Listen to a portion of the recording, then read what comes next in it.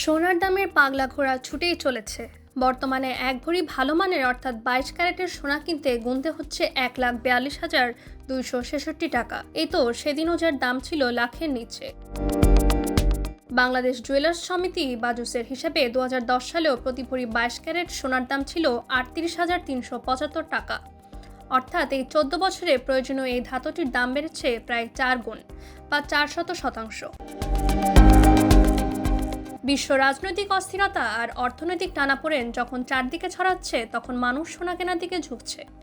সোনা যেন আজকের দিনে ডলারের বিকল্প হয়ে উঠেছে। বিশেষজ্ঞরা বলছেন, ডলারের প্রতি আস্থা কমছে আর সোনার প্রতি আস্থা বাড়ছে।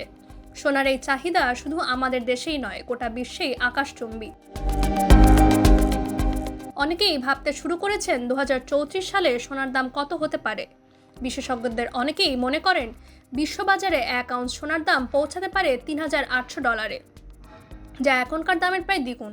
সেক্ষেত্রে বাংলাদেশের বাজারে প্রতি ভরি কিনতে তখন খরচ হবে প্রায় 3 লাখ টাকা। অনেকেই ভাবছেন, সোনার দাম এখন এত বেশি, বিনিয়োগ কি নিরাপদ? বিশেষজ্ঞরা বলছেন, সোনা হলো এমন এক সম্পদ যা আর্থিক সংকটের সময়ও আলো ছড়ায়। মুদ্রাস্ফীতি কিংবা বৈশ্বিক অস্থিরতা যতই বাড়ুক, সোনা তার স্থির শক্তি দিয়ে বিনিয়োগকারীদের নিরাপত্তা দেয়। আজকের এই আকাশ ছোঁয়ার দাম হয়তো ভবিষ্যতের একটি নতুন দিগন্তের শুরু। সোনার দামে আজ যে উস্ফলন দেখা যাচ্ছে, তা হয়তো সামনে আরও বড় বিস্ময় আনবে। সোনার এই উজ্জ্বল যাত্রার সঙ্গী হতে চাইলে এখনই সময় সোনায় বিনিয়োগ করার। একসময় রাজা বাদশাদের অলংকার আজ হয়ে উঠেছে মানুষের ভবিষ্যৎ সুরক্ষার হাতিয়ার।